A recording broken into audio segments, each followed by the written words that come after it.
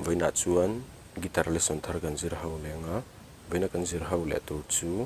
Lallianmawia Pachuau win min tuahrem thuai se ti lakha asakha Perhdan kan zir ho leang ela hi sin kan langa C7 hi kan mang tel dona yama G asanga F chuan D7 hi kan mang telanga A minor hi kan mang telanga te kan strum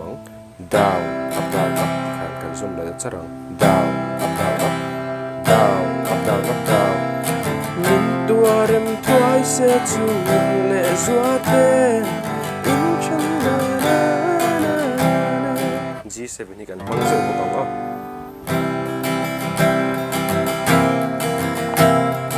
dam ten kyang ria ru ren ve o ban ka le kan strum ang halan ang karon play nga uluk do ni lo ngai thale don